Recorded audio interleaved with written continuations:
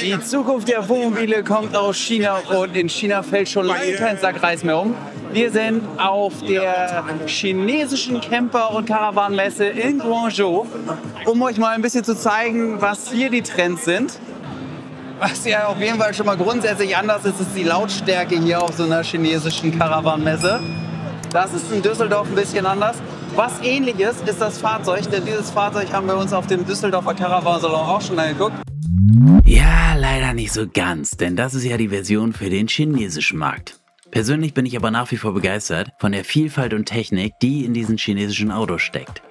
Die Basis für dieses Fahrzeug ist eine Kooperation zwischen Ford und dem chinesischen Autobauer Jingling Motors Corporation, kurz JMC. Persönlich muss ich sagen, gefällt mir der Ford richtig gut, also zumindest optisch. Schreibt doch mal in die Kommentare, wie euch das Auto gefällt. Leider steht ja nach wie vor die Frage im Raum, ob es dieses Fahrzeug so auf dem europäischen Markt überhaupt geben wird. Als Basis dient das Ford T8-Chassis, das ja für hohe Stabilität und hervorragende Fahreigenschaften bekannt ist. Unter der Haube arbeitet ein leistungsstarker 2,3 Liter Turboladermotor mit 128 kW, also 174 PS, der sowohl auf der Autobahn als auch auf anspruchsvollen Straßen genügend Kraftreserven bieten soll. Kombiniert wird der Motor mit einem modernen 8-Gang-Automatikgetriebe, das für geschmeidige Schaltvorgänge und ein komfortables Fahrerlebnis sorgen soll. Dieses Fahrzeug ist vollgepackt mit Sicherheitstechnik und Fahrassistenten, die natürlich das Wohnmobil zu einem zuverlässigen Begleiter für jedes Abenteuer, ob auf langen Reisen oder im Alltag macht. Aber nicht nur das Fahrzeug selber überzeugt durch die verbaute Technik, sondern auch der Wohnmobilausbau. Angefangen mit einer zusätzlichen leistungsstarken Lichtmaschine, die im Nu die Batterie wieder lädt, bis zu einem Wechselrichter, der auf 48 Volt agiert. Natürlich auch mit unfassbar viel Solarfläche auf dem Dach und einer Batterieleistung, von der andere Wohnmobilhersteller nicht mal was gehört haben.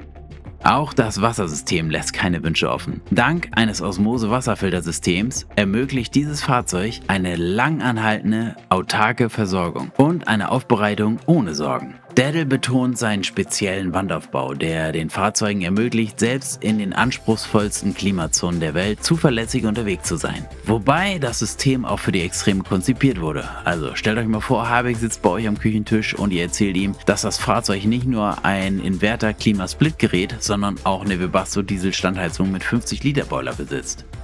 Bei dem würden doch alle Deiche brechen, oder?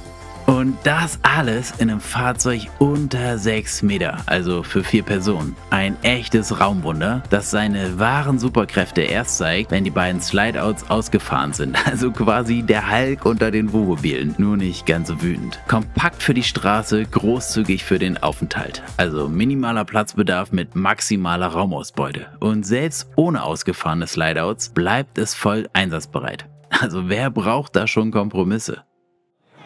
Wir drängeln uns einfach mal mit rein, weil in China ist das so, oder? Ansonsten kommen wir hier nie rein.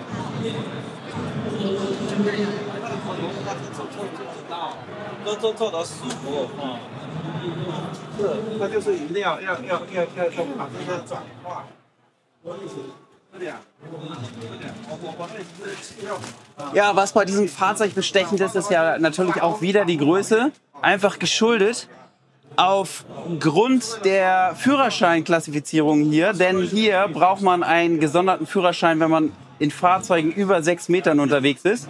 Deswegen ist dieses Fahrzeug auch wieder unter 6 Meter. Und es bekommt die Größe hier hinten wieder durch diesen kleinen Heck-Slideout. Also ich sitze hier auf dem Slideout und ich finde dieses Wohngefühl und dieses Platzangebot einfach immens. Ne? Also wenn man hier reinkommt und sonst an normale Wohnmobile denkt, gerade hier vorne habe ich einen richtigen Tanzbereich und dadurch, dass die hier auch mit Doppel-Slideouts arbeiten, ist ein ganz anderes Platzangebot. Susi filmt jetzt gerade quasi vor dem anderen Slideout und ich sitze hier im Heck-Slideout und dadurch habe ich jetzt hier ein Bett. Ich versuche mich mal hinzulegen, weil das hier ganz schön auch gerade abgedeckt ist, wie das so aussieht. Ja, was soll ich sagen? Ne? Ich würde sagen, das ist so 1,90. Ne? Also kann man liegen. Das passt irgendwie. Ist jetzt nicht das größte Bett, muss man zugeben, aber um alleine drin zu schlafen, allemal geil. Und bei diesem Fahrzeug, es ist ja ein Alkovenfahrzeug, habe ich ja vorne über dem Fahrerhaus auch richtig viel Platz, um da zu schlafen. Hier im hinteren Bereich ist jetzt hier auch übrigens, was ein ganz geiles Highlight ist hier die kleine Treppe, um hochzukommen. Die klappt hier einfach so raus. Dann habe ich hier nochmal einen Tritt, um auch ins Bett zu kommen. Und ansonsten komme ich hier hinten auch nochmal in die Heckgarage. Finde ich auch ganz spannend. Also wenn ich halt irgendwelche Gegenstände habe, die ich nochmal verstauen will, dieses Fahrzeug hat auf jeden Fall genug Staumöglichkeiten.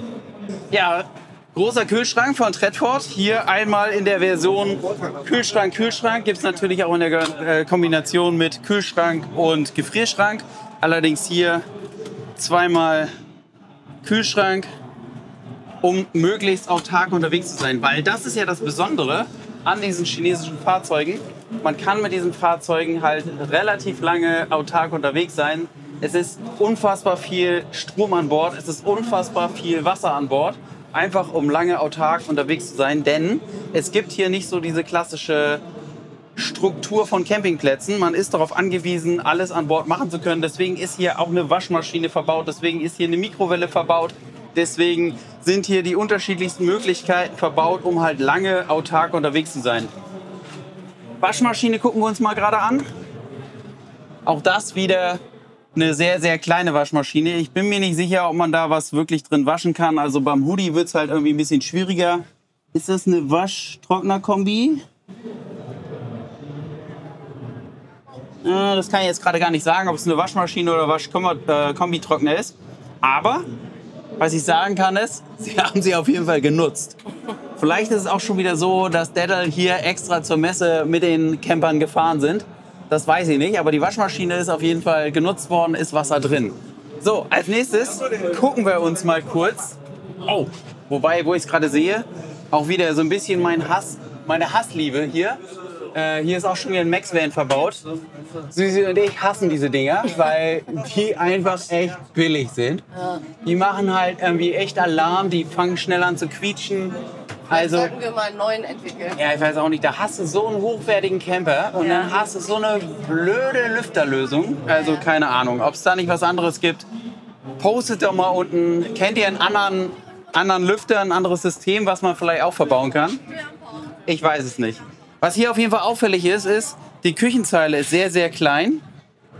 Das ist anders als bei dem Modell, was wir auf dem Caravan-Salon gesehen haben. Weil die Chinesen halt primär draußen kochen, ne? Also hier muss halt nicht so diese klassische Küchenzeile sein mit einem Herd, einer Spüle. Aber ja. Eigentlich reicht die Mikrowelle. Eigentlich reicht die Mikrowelle, genau. So sieht es aus. Wir machen mal die Klappen auf. Es ist halt entsprechend auch nicht so viel Stauraum da. Aber wir haben aber auch hier in China festgestellt, dass die Leute unglaublich viele Optionen haben, einfach Essen irgendwo zu kaufen. Die lassen sich das liefern, die nehmen das mit, wärmen das vielleicht zu Hause noch mal in der Mikrowelle auf. Ja, oder kochen halt draußen, ne? Absolut.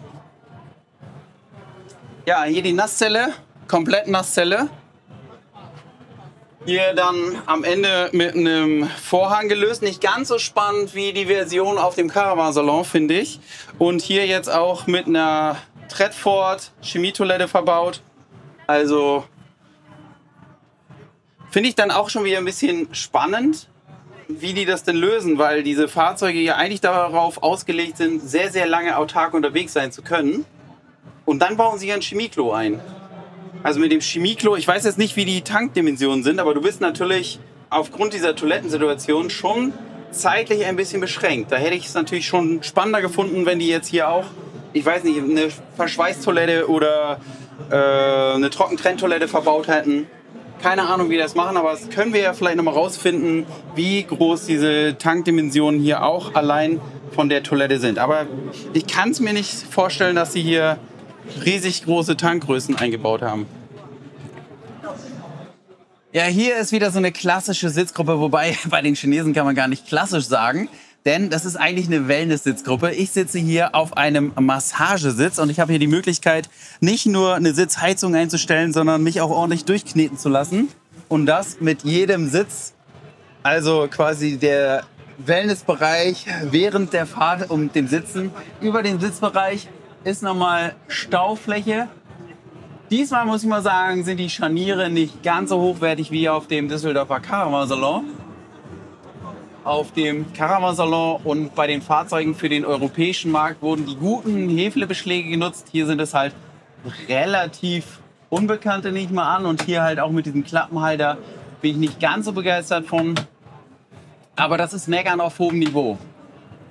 Ansonsten ist es natürlich ganz charmant, dass sie diese Klappenlösung hier auch so leicht angerundet haben. Das gibt dem Ganzen noch mal ein bisschen mehr Platz, wenn ich hier unten sitze. Ich setze mich mal einen weiter. Ne? Denn so viel Platz ist jetzt nicht. Aber allerdings, wenn man sich das Fahrzeug anguckt und mal bedenkt, wie viel Platz hier im Vorfeld ist von dieser Sitzgruppe. Ich sitze jetzt ja hier auf diesem Slide-Out. Also dieser Bereich. Ah, genau. Und so sie jetzt gerade demonstriert. Ich kann sogar die Sitze noch mal auseinanderfahren, um ein bisschen mehr Platz zu generieren. Das ist natürlich sehr charmant. Und ich liebe die Gimmicks, die hier so eingebaut sind. Wollen wir mal gucken. Ich habe hier nochmal eine Ladeschale. Guck mal, ich kann hier auch nochmal gleich mein Telefon laden. Wie cool ist das denn bitte? Auch das ist halt natürlich Mega gut. großartig. Ja. Wir haben in Fahrzeugen gesessen, da war plötzlich die Ladebuchse hier irgendwie unterm Tisch. Man ist gar nicht rangekommen und hier einfach, warum denn nicht? Ich lege mein Telefon hier einfach auf die Fläche Ja, und es wird kontaktlos geladen. Das ist schon sehr, sehr schick. Ja, über Design kann man sich streiten. Was ich allerdings hier immer wieder bemerkenswert und charmant finde, ist die Lichtgestaltung. Denn ich habe hier unendlich viel Lampen und Lichter und indirekte Beleuchtung. Also es fühlt sich sehr großzügig und schön an, weil das ganze Fahrzeug halt einfach auch sehr angenehm und schön mit so einer Wutenbeleuchtung, indirekten Beleuchtung beleuchtet ist. Hier die Arbeitsflächen sind beleuchtet, der Sitzplatz ist beleuchtet, hinten der ganze Schlafbereich ist nochmal beleuchtet. Das ist alles sehr, sehr schön. Hier hinten habe ich übrigens nochmal zusätzlich Steckdosen und USB. Also ich finde, hier ist an relativ viel gedacht. Susi hatte schon mal angekreidet. Hier vorne haben wir einen Fernseher. Allerdings ist der Fernseher theoretisch dann immer nur für 2 Leute, die Richtung, Fahrtrichtung sitzen können und dann hier theoretisch auch während der Fahrt großes Kino genießen können mit den Smart TV. Und hier oben nochmal ein riesengroßes Bett. Jetzt fragt man sich wahrscheinlich, wie man da reinkommt. Ich bin mir nicht sicher, aber ich vermute mal, dass dafür hier der Tritt dann geschaffen wurde. Also ich habe hier einen Tritt und dann kann ich hier oben ins Bett steigen. Was haben wir hier noch für einen kleinen Kasten? Ah, okay. Hier sind nochmal zusätzliche Anschlüsse, Strom, dann Geräte, die ich zusätzlich anschließen will. Das sieht hier aus, als wenn ich hier nochmal, ich vermute, irgendwie einen Verstärker oder sowas. Das sieht so ein bisschen aus wie irgendwas für Audio. Dann habe ich hier noch weitere USB-Anschlüsse. Finde ich ganz spannend. Wenn man Geräte hat, die geladen werden müssen, dann kann ich die hier in die Kiste tun und dann können die halt einfach mal schön durchladen. Keine Ahnung, was hier auch schon wieder los ist, aber ganz spannend. Hier ist ein Monitor, da kann ich dann halt auch gucken, was ist eigentlich draußen in meinem oder um mein Fahrzeug herum. Ne? Wenn ich mal nachts irgendwie irgendwelche Geräusche höre, dann mache ich mal hier eben meine 7-Kamera, glaube ich, Surround-Ansicht an und kann dann halt mal gucken, was so ums Fahrzeug drumherum passiert. Hier nochmal Strom, hier nochmal USB. Ich weiß nicht, was das ist. Ach, der TV, den kann man hier einschalten.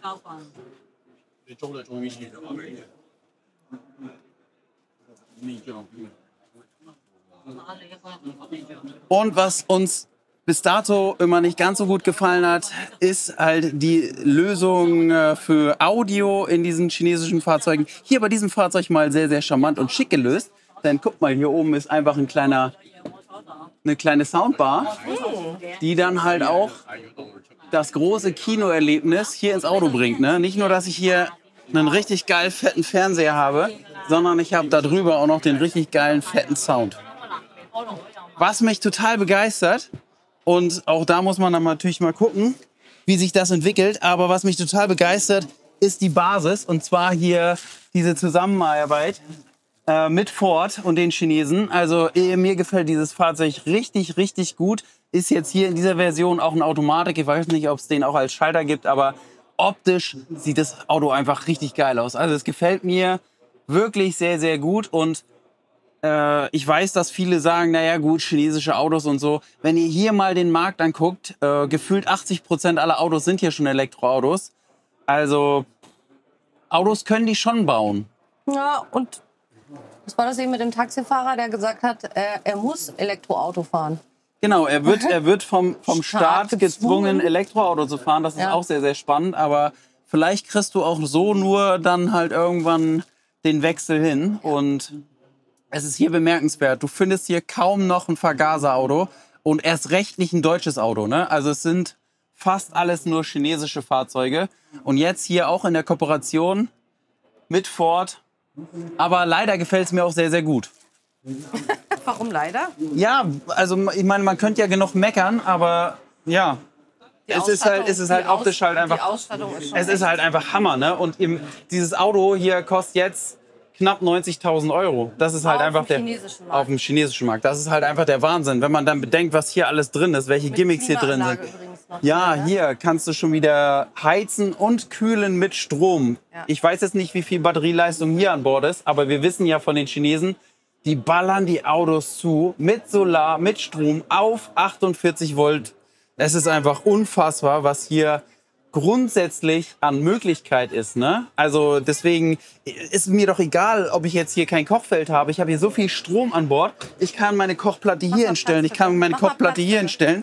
Ich wollte noch mal, bevor ich hier Platz mache, einmal die Erweiterung rausklappen, damit man einmal sieht.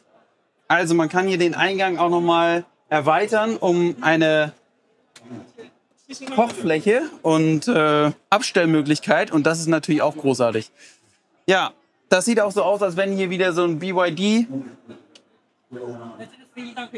verbaut wurde. Genau, also hier kann ich wieder alle Systemkomponenten vom Fahrzeug einsehen. Hier kann ich wieder gucken, wie viel Wasser, wie viel Strom habe ich noch, was kommt an Solar rein. Alles mit diesem doch sehr, sehr hochwertigen Bordcomputer. Also die machen schon einen guten Job, finde ich. Ne? Und optisch, jetzt können wir uns drüber streiten, ob das nun so schön ist, aber guckt euch allein mal die Dimensionen an. Ne? Ich kann hier meine Arme ausstrecken. Ich habe hier richtig viel Kopffreiheit. Ich kann mich hier drehen, ich kann hier Walzer tanzen. Wir können hier mit ganz vielen Leuten rein. Also es ist hier wirklich Platz, weil allein dieser Bereich, der entsteht durch diesen Slideout, der ist einfach fantastisch. Genau, gucken wir uns das Auto noch mal weiter von draußen an.